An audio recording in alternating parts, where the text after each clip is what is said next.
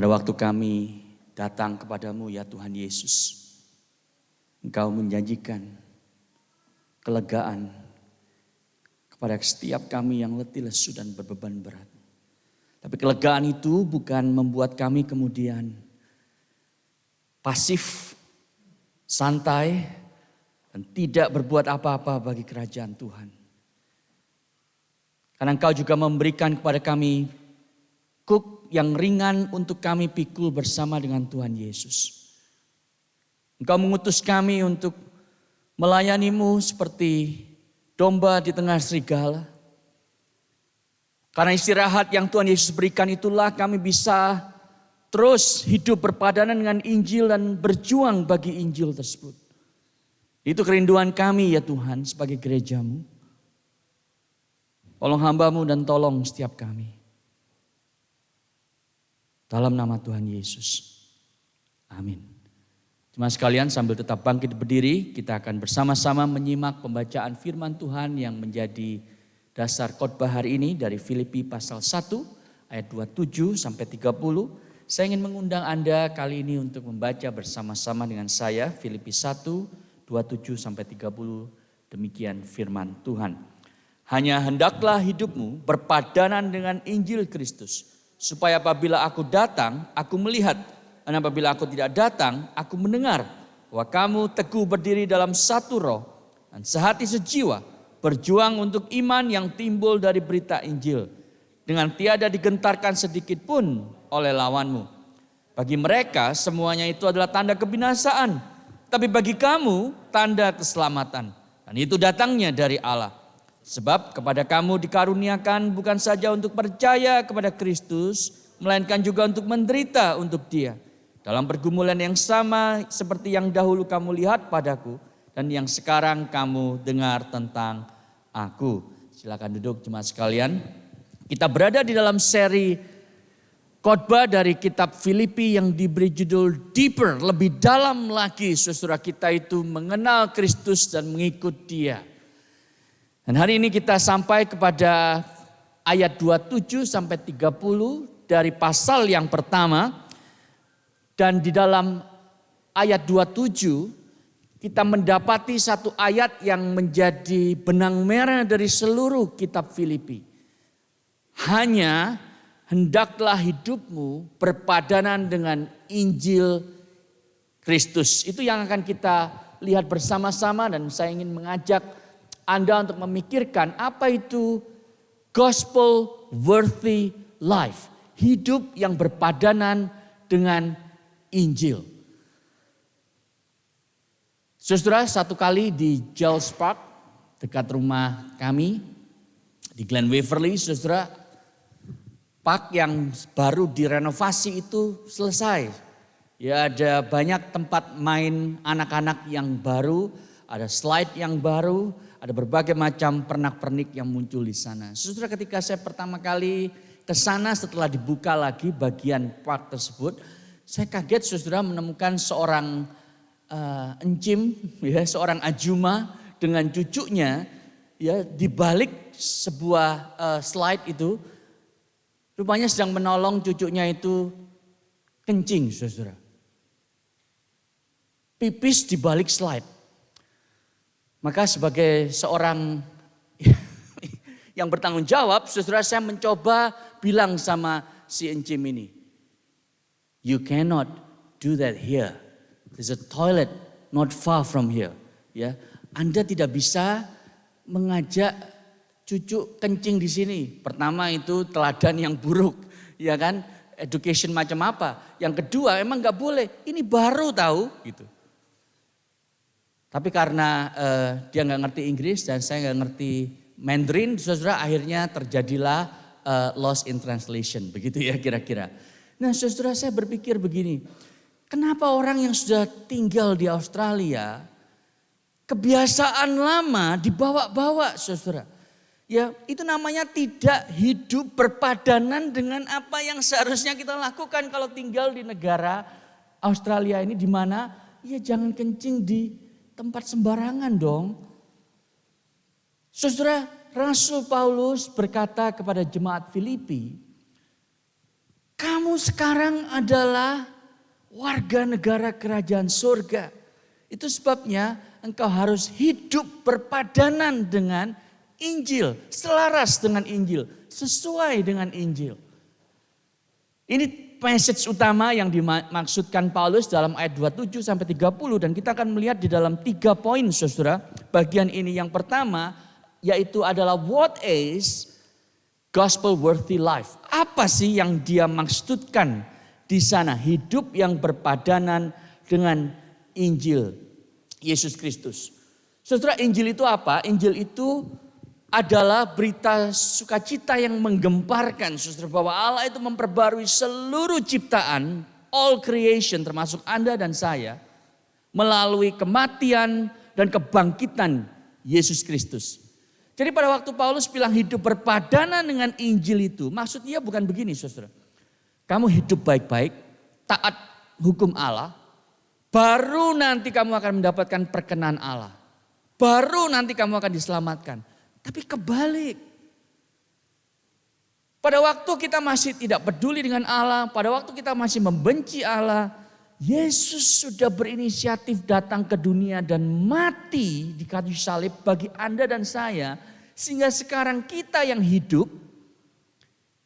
kita hidup bagi Kristus. Sekarang kita hidup berpadanan dengan kematian dan kebangkitan Kristus. Itu maksudnya berpadanan dengan Injil.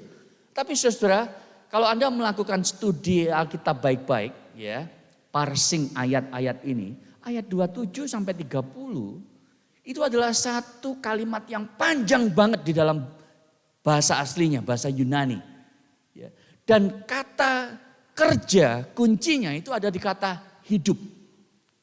Hidup berpadanan dengan Injil. Kata hidup itu adalah main verb di dalam ayat yang sangat panjang. Itu sebabnya kita perlu memahami saudara apa yang Paulus maksudkan dengan kata hidup. Karena kata ini hanya muncul 2 kali. Saudara, hidup yang dipakai kata oleh Paulus adalah kata yang khusus. Dan dimengerti oleh jemaat Filipi, dan kalau kita tidak memahami konteksnya kita akan sulit untuk memahami ini. Ya, politeuma adalah katanya saudara, dan itu berarti warga negara. Jadi saudara, kalau Anda tahu backgroundnya karena sudah eksposisi beberapa minggu kitab Filipi. Filipi ini adalah sebuah kota yang terletak di mana? Di Yunani, di Masedonia. Dan pernah menjadi koloni Roma. Saudara, kekaisaran Roma pada waktu itu mereka sengaja saudara beberapa kota yang penting itu dijadikan koloni. Supaya mereka itu aman dari serangan berbagai pihak yang mencoba untuk menyerang mereka dari berbagai penjuru. Jadi ada kota-kota yang sengaja saudara dijadikan koloni. Supaya mereka terlindung. Itu satu strategi yang luar biasa. Nah, penduduk kota koloni ini termasuk Filipi itu memiliki hak penuh sebagai seperti warga negara Roma. Ya, sehingga mereka itu berbahasa Latin, memakai pakaian yang mirip saudara dengan warga negara Roma. Bahkan mereka memiliki hak saudara sebagai warga negara Roma. Yaitu apa? Hak untuk voting, hak untuk punya properti, hak untuk diperlakukan adil sehingga mereka tidak semena-mena diperlakukan orang, mereka bisa sue orang lain di pengadilan, jadi mendapatkan treatment hukum. Itu sebabnya kita melihat misalnya ketika Paulus di Kisah Rasul 22 saudara di Yerusalem itu dihadapkan di mahkamah agama, kemudian dia hendak dicambuki. Saudara tahu apa yang dia katakan? Dia bilang begini saudara. Bolehkah kamu menyesal seorang warga negara Rom, apalagi tanpa diadili? Jadi Paulus tahu kalau dia adalah warga negara Roma karena dia kelahiran juga di Tarsus, saudara, yang juga koloni.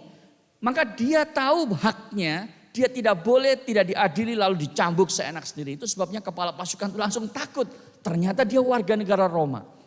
Nah saudara, Paulus bilang kepada jemaat Filipi, kamu itu adalah warga negara, tapi dia tidak ngomong soal warga negara Roma. Dia sedang bilang warga negara yang lebih penting, yaitu apa? Warga negara kerajaan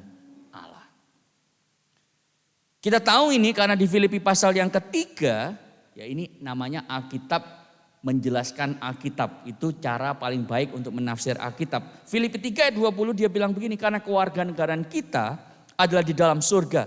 Dan dari situ juga kita menantikan Tuhan Yesus sebagai juru selamat. Kewarganegaraanmu jemaat Filipi adalah kewarganegaraan surga. Itu sebab hiduplah sebagai warga negara kerajaan Allah yang sepadanan dengan Injil. Itu yang dia maksud, saudara. Be a citizen of God's kingdom worthy of the gospel. Nah, kalau Anda melihat rangkaian ayat itu, yang saya belum bahas yang mana, saudara? Yang saya belum bahas adalah kata yang pertama, hanya. Kelihatannya cuman sepintas gak penting ya, tapi saudara ini justru ayat yang penting, kata yang penting.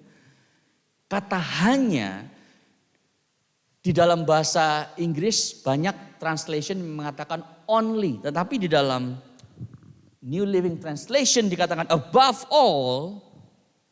Di dalam NIV, whatever happens, conduct yourself in a manner worthy of the gospel of Christ. Whatever happens. Saudara, yang Paulus maksudkan dari sisi dia sendiri. Dia bilang begini, saudara. Apapun yang terjadi dengan aku, entah aku akan dilepaskan dari penjara, karena dia sedang di penjara menulis ini.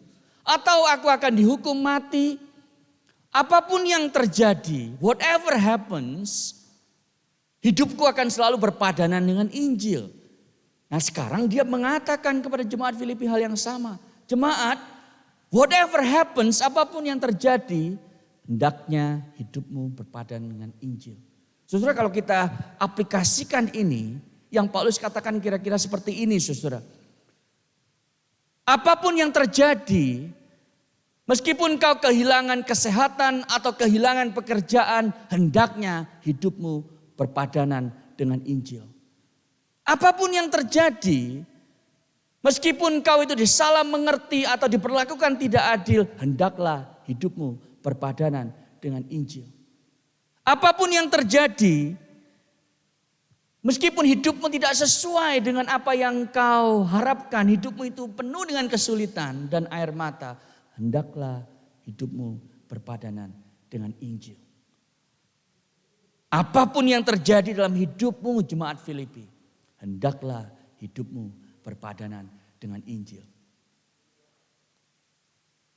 Dan orang akan melihat bagaimana orang yang telah diubahkan oleh Injil itu berhadapan dengan kegetiran hidup, tapi mereka tetap berdiri teguh. Itu artinya gospel worthy life.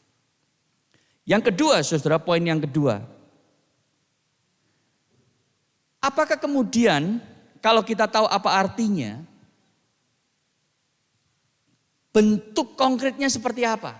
Jadi saudara, ayat yang ke-27b dan seterusnya itu menerangkan, membuat konkret saudara apa yang Paulus maksudkan dengan bagaimana kita itu hidup berpadan dengan Injil. Ada 3 hal yang muncul di sana.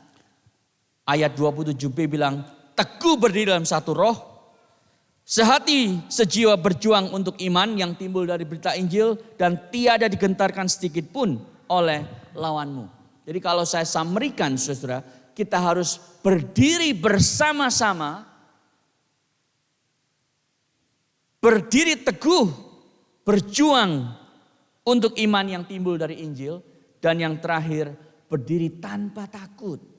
Standing together, standing firm, standing fearlessly. Itu artinya kita hidup berpadanan dengan Injil. Saudara, kalau kita itu berjuang bagi Injil, kita harus bersatu, bersama-sama, bergandeng tangan. Gak bisa sendirian, saudara. Tidak ada orang Kristen yang menjadi lone ranger Christian. Setiap orang Kristen, begitu Anda percaya Kristus, Anda itu terhisap masuk di dalam tubuh Kristus. Anda tidak mungkin bisa bertahan menjadi orang Kristen yang cinta Kristus sendirian. Gak mungkin, saudara. Anda butuh saudara seiman. Itu sebabnya ada seorang yang mengatakan, social activist Jim Wallace, Christian faith is always private but is always personal but never private. Ya, iman Kristen itu selalu privat sifatnya, tapi nggak pernah personal. Karena selalu kolektif. Anda butuh satu dengan yang lain di gereja ini untuk bisa hidup berpadan dengan Injil. Karena Anda perlu dinasehati, didoakan, ditegur, dikuatkan, dibangun oleh satu sama lain. Itu artinya standing together. Yang kedua, standing firm. Terus berdiri berjuang untuk iman yang timbul dari berita Injil. Saudara, kata berjuang itu dari kata atleo. Atleo itu atletik yang artinya bertanding untuk mendapatkan piala, untuk mendapatkan award, untuk mendapatkan prize. Dan SYN itu artinya bersama-sama. Ya, seperti kata synthesis dan sin yang lain. Synonymous dan seterusnya. Maka saudara, kalau digabung keduanya itu artinya berjuang bersama-sama. Jadi enggak ada orang Kristen yang hidupnya itu tidak berjuang bagi Injil. Yang ketiga saudara, stand fearlessly. Tidak digentarkan sedikit pun oleh lawanmu. Dan kata fearless saudara di sana itu bukan artinya kita itu enggak takut bahaya. Ya, kalaupun ada bahaya saya akan lawan dalam nama Yesus. Saudara, belum tentu seperti itu karena itu kadang-kadang artinya bodoh. Tapi yang dimaksud oleh Paulus bukan berarti kita itu tidak mengenal rasa takut karena nyalinya gede. Bukan itu saudara. Dia tidak sedang mengajarkan seorang menjadi orang yang pemberani tetapi tidak memakai otak. Yang Paulus maksud adalah gini. Jangan gampang kaget lalu menyerah. Karena kata yang dipakai saudara. Kata di dalam bahasa Yunani ini sangat unik sekali. Ptiromai itu hanya dipakai khusus dalam bahasa Yunani untuk kuda. Saudara, kuda zaman dulu untuk bisa dilatih dia itu bisa memenangkan pertandingan. Dia harus melewati berbagai macam lompatan gitu ya, barrier, jembatan gitu. Dan tidak mudah kaget. Saudara tahu kalau binatang itu ya tiba-tiba dia kaget saudara. Maka akan lari menjadi stampede gitu ya. Tidak terkontrol. Anda pernah lihat film-film Disney mungkin ketika ada sekelompok kuda yang sedang minum air, kemudian ada singa, kemudian mereka langsung lari tidak terkontrol. Itu yang dimaksud Paulus. Jadi kalau ada bahaya, ada kesulitan hidup, jangan tiba-tiba aduh gimana nih ya, gimana. Dan akhirnya meninggalkan Yesus, meninggalkan Tuhan. Jadi saudara, dengan kata lain Paulus yang mengatakan begini, Injil itu akan membuat engkau nyaman dan tenang. Tidak kagetan. Pada waktu ada kesulitan datang, engkau tidak menjadi orang yang naif, tapi tidak menjadi orang yang gampang menyerah. Saudara, orang Kristen seringkali seperti itu. Kita tidak menganggap bahwa dunia kita ini sudah dikorupsi oleh dosa di dalam struktur, budaya, dalam semua hal. Sehingga kita menganggap remeh saudara. Segala tantangan yang merontokkan iman Kristen kita. Di sekitar kita, di tempat kerja kita.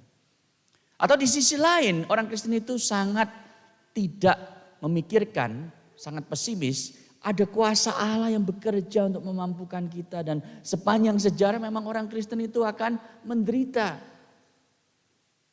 Tapi Injil memberikan kepada kita satu calming effect, satu assurance. Bahwa kalau saudara-saudara yang kekasih, ada nyala api siksaan yang datang kepadamu sebagai ujian. Jangan heran. Itu ditulis oleh Rasul Petrus di 1 Petrus 4 ayat 12. Jangan heran kalau ada nyala api siksaan yang datang kepadamu sebagai ujian. Seolah-olah sesuatu yang luar biasa terjadi atas kamu. Karena itu biasa, bukan luar biasa kata Petrus. Sebaliknya bersukacitalah sesuai dengan bagian yang kamu dapat dalam penderitaan Kristus. Jadi saudara, kalau kita mau hidup berpadan dengan Injil, kita harus berdiri bersama-sama, berjuang bagi Injil tanpa dikagetkan, tanpa takut dan menyerah. Saudara, kebalikan dari hidup berpadanan Injil seperti itu dicatat oleh Paulus di dalam Filipi 3 ayat 18. Dan ini menarik saudara. Alternatifnya adalah seperti ini. Seperti yang telah kerap kali kukatakan kepadamu. Ayat 18. Dan kunyatakan pula sekarang sambil menangis. Banyak orang yang hidup sebagai seteru salib Kristus. Banyak orang yang hidup sebagai musuh salib. Kesudahan mereka ialah kebinasaan. Tuhan mereka ialah perut mereka. Kemuliaan mereka ialah aib mereka. Pikiran mereka semata-mata tertuju kepada perkara duniawi. Sudah dengarkan itu? Pikiran mereka semata-mata tertuju kepada apa? Perkara duniawi. Saudara, waktu kita baca ini kita mestinya kaget saudara. Karena Paulus itu bilang begini. Musuh salib itu tidak harus berarti orang yang kemudian itu menyiksa orang Kristen. Mendiskriminasi orang Kristen. Tidak. Untuk menjadi musuh salib, Anda hanya perlu melakukan satu hal. Pikiran Anda hanya untuk perkara duniawi. Kalau Anda melakukan itu, hanya ngurusi pikiran duniawi, Anda menjadi musuh salib Yesus.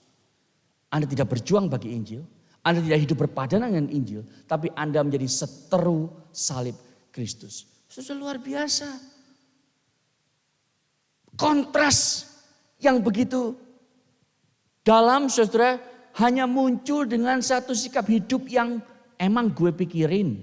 Biarin aja yang lain berjuang bagi Injil. Saya mah yang penting ke gereja. Memberikan persembahan cukup. Gak usah fanatik lah. Saudara, konsep fanatik itu sangat salah. Karena fanatik itu adalah orang yang tidak ngerti apa yang dia percaya. Kemudian dia itu secara serius mengikuti satu pandangan tertentu. Itu fanatik.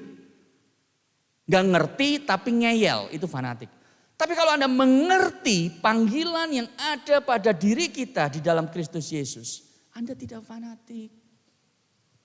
Anda hidup berpadanan dengan Injil, berjuang bagi Injil. Dan pikiran kita bukan semata-mata hanya perkara duniawi. Tapi kita memikirkan bahwa Injil Kristus Yesus itu, dia akan memperbarui dunia ini. Dan saya ingin berkolaborasi dengan Kristus Yesus, dengan saudara seiman di gereja ini.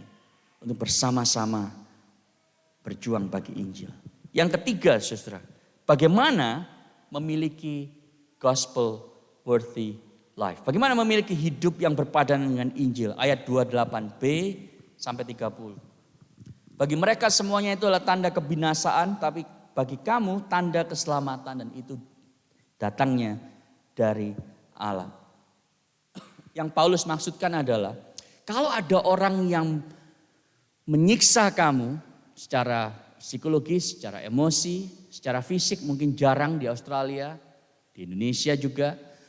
Tapi kalau ada orang yang mencoba menyerang kamu karena engkau adalah orang Kristen, itu kemudian kita itu tidak menyerah, tapi terus berjuang bagi Injil, itu justru menjadi tanda mereka binasa karena mereka tahu, heran ya orang Kristen. Coba lihat Rasul Paulus, disuruh berhenti mengabarkan Injil, dia terus mengabarkan Injil. Di penjara dia malah mengabarkan Injil di penjara kepada kepala pasukan Praetorian Guard itu. Mau dihukum mati dia malah bilang mati adalah keuntungan. Saudara, orang yang kemudian melihat ini, mereka lihat aduh pasti Yesus yang dia layani adalah Tuhan yang benar. Dan aku akan celaka kalau aku tidak percaya Yesus yang dia layani sampai dia berani meletakkan nyawa. Itu yang dimaksud Paulus. Itu tanda kebinasaan bagi mereka. Tapi bagi orang Kristen itu adalah tanda keselamatan. Maksudnya begini saudara. Anda tahu dari mana Anda sungguh-sungguh diselamatkan. Oh, firman Tuhan memberitahu kita. Yesus sudah mati bagiku di dalam sejarah. Dan itu peristiwa sejarah. Betul saudara. Tapi Anda tahu dari mana saudara. Paulus bilang. Kalau engkau menderita. Kalau engkau menderita bagi Yesus. Saudara, itu adalah satu hal yang memastikan. Bahwa Anda diselamatkan karena Anda bersedia sekarang untuk berkorban bagi penebusmu yang sudah terlebih dahulu berkorban bagi engkau. Sebabnya Paulus bilang, kalau engkau melakukan itu sebagai tanda keselamatan, itu datang dari Allah, bukan dari dalam dirimu. Lalu dia mengatakan di ayat 29, ayat yang terkenal, kepada kita, dia apa? Dikaruniakan. It's all a gift, it's all grace. Bukan dari diri kita, saudara, kita dikaruniakan untuk percaya kepada Kristus. Karena Allah memberikan anugerah iman kepadamu untuk percaya, itu sebab kita bisa datang kepada Yesus. Anda datang kepada Yesus, Anda datang kebaktian hari ini bukan karena Anda itu orang yang lebih saleh daripada orang lain, tetapi karena ada iman yang Yesus berikan kepadamu sehingga engkau mampu untuk datang kepada Dia. Tapi tidak hanya berhenti sampai di sana. Paulus kemudian bilang, kepadamu bukan saja dikaruniakan untuk percaya, tetapi untuk menderita bagi Dia. Itu sebabnya ini tanda keselamatan, saudara. Kalau engkau berani menderita bagi Dia. Lalu di ayat 30 dia bilang, aku sudah menderita sebagaimana kamu lihat. Waktu dulu di Filipi pertama kali buka gereja di Filipi, di Kisah Rasul pasal 16 dia dipenjara di Filipi. Dan jemaat tahu itu. Sampai sekarang aku nulis 10 tahun kemudian aku masih di dalam penjara. Penjara yang berbeda di Roma. Jadi dari dulu sampai sekarang aku di penjara. Aku tetap menderita bagi Kristus. Karena itu anugerah untuk menderita bagi Dia. Saudara, salah satu ketakutan kita sebagai orang Kristen seringkali, sebagai orang Indonesia, adalah takut hidup susah. Siapa di sini yang bisa bilang, saya tidak takut hidup susah? Saya adalah orang pertama yang akan mengaku, saudara, saya takut hidup susah. Banyak kita itu mencoba berjuang setengah mati dalam hidup ini untuk menghilangkan hidup susah, hidup sulit, hidup kekurangan. Supaya kita bisa hidup bahagia, nyaman, tidak kekurangan. Dan kita punya filsafat hidup, saudara. Kalau hidup saya tidak nyaman, pasti ada yang salah dengan hidup saya. Iya kan? Kenapa hidup ini jadi sulit ya? Something must be wrong. Masalahnya, saya beritahu kepada Anda, kalau itu filsafat utama kita hidup, saudara. Yang menjadi persoalan adalah bahwa kalau kita ikut Yesus, terus setiap kali kita merasa tidak nyaman karena Injil, lalu kita berkata, ini pasti salah. Saudara tidak akan pernah memahami Filipi 1:27-30. Saudara, saya tidak berkata bahwa kalau begitu kita harus semua hidup miskin. Kalau begitu kita harus buang segala hal yang membuat kita itu nyaman dalam hidup ini. That's not what I'm saying. Tapi kalau kita adopsi itu menjadi filsafat hidup utama. Comfort, comfort, comfort. Kenyamanan, kenyamanan, kenyamanan. Itulah gembalaku. Takkan kekurangan aku kalau ada kenyamanan. Kenyamananlah yang memimpin aku ke air yang tenang. Kenyamananlah yang memberikan jiwaku itu tenang. Saudara, kalau kenyamanan jadi Tuhan kita. Lalu pada waktu kita mengalami, aduh kenapa ya hidup saya kok susah karena orang itu. Karena istri saya, karena suami saya, karena anak saya, karena pelayanan, karena gereja, karena berbagai macam hal. Pasti ada yang salah. Saudara, bagaimana Anda bisa memahami Filipi 1 ayat 29 ini, kepadamu dikaruniakan untuk menderita bagi Yesus. Hidupmu mengikut Yesus akan dibuat tidak comfortable. Karena dia sudah menjanjikan kelegaan, saudara. Kelegaan yang dari Yesus yang membuat Anda mampu menanggung ketidaknyamanan yang Anda miliki dalam hidup ini. Saya diberitahu oleh seorang baru-baru ini, saudara, yang namanya Gen Z. Tapi saya percaya bukan hanya Gen Z yang lahir antara 98 ke atas, saudara. Tetapi ini berlaku bagi kaum muda, anak-anak muda, saudara, di Indonesia. Banyak sekali yang gampang sekali merasa down, menyerah. Ambil kuliahnya off 1 tahun. Karena perlu healing katanya. I need healing. Lalu pergi jalan-jalan selama setahun. Kenapa? Karena merasa hidupnya gak nyaman. Something has to change. Harus berubah karena hidupku tidak nyaman. Masalahnya saudara, kalau kenyamanan yang terus kita kejar, kita akan sulit menjadi pelaku-pelaku firman dari Filipi 1 ayat 27 sampai 30 ini. Tapi kalau kita belajar, seperti yang Yesus bilang, kalau engkau mengikut aku, engkau harus memikul salib dan menyangkal diri setiap hari. Kalau kita udah biasa saudara mati bagi diri kita setiap hari meskipun itu tidak nyaman. Kita tidak akan kesulitan bilang seperti Rasul Paulus, hidup adalah Kristus, mati adalah keuntungan. Kenapa kita sulit bilang mati adalah keuntungan kalau kita jujur? Karena kita tidak pernah belajar untuk mati terhadap diri kita setiap hari. Coba kalau kita belajar untuk mati terhadap kehendak kita, ambisi kita, keakuan kita setiap hari, maka kita akan lebih mudah dan natural untuk perlahan-lahan bisa mengatakan hidup adalah Kristus, mati adalah keuntungan.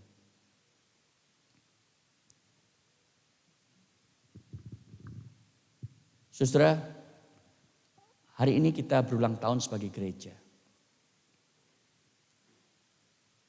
Dan perjalanan kita selama 17 tahun saudara, luar biasa. Ya.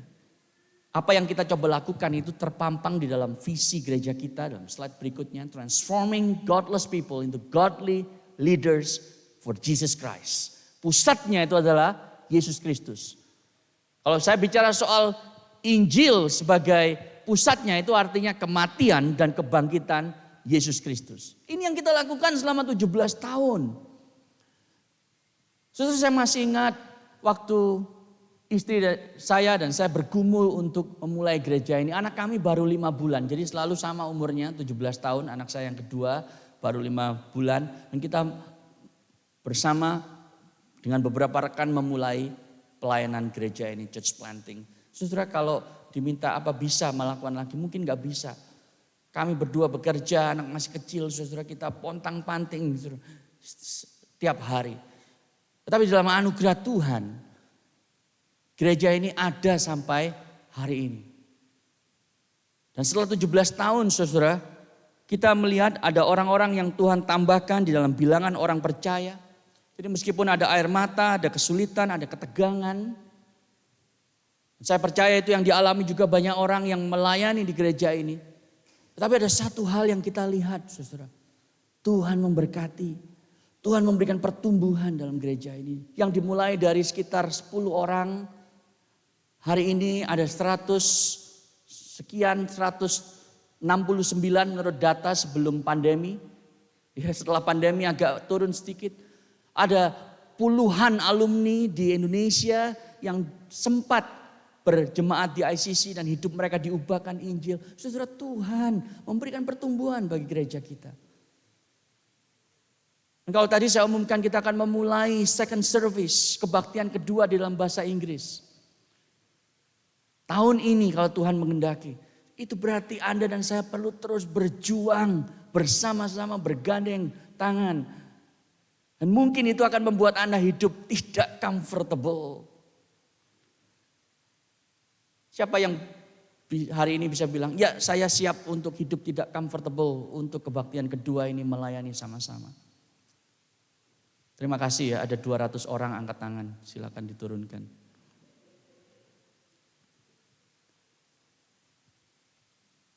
Kalau Anda lihat slide yang berikutnya saudara, setiap kali kita itu naik di dalam kematangan rohani, itu artinya salib semakin besar. Salib semakin besar dan aku semakin kecil. Yesus semakin besar, aku semakin kecil. Ini artinya hidup berpadanan demi Injil. Dan ini yang saya harap kita bersama-sama berjuang untuknya. Beberapa hari yang lalu saudara, seorang senior pastor di salah satu gereja di Melbourne, bukan orang Indonesia, dia minta ketemu dengan saya setelah saya menyampaikan satu sesi di acara City to City Australia Conference. Dalam konferensi itu disebutkan satu statistik yang membuat saya kaget, saudara. Anda tahu 50% gereja di Australia ini hanya punya jemaat kurang dari 50 orang. Separuh gereja di Australia jemaatnya tidak sampai 50. Dan kita membutuhkan satu gereja untuk 1.000 orang. Setiap 1.000 orang di dalam local government agency membutuhkan satu gereja. Supaya negara ini dapat sungguh-sungguh mengalami revival, kebangunan rohani.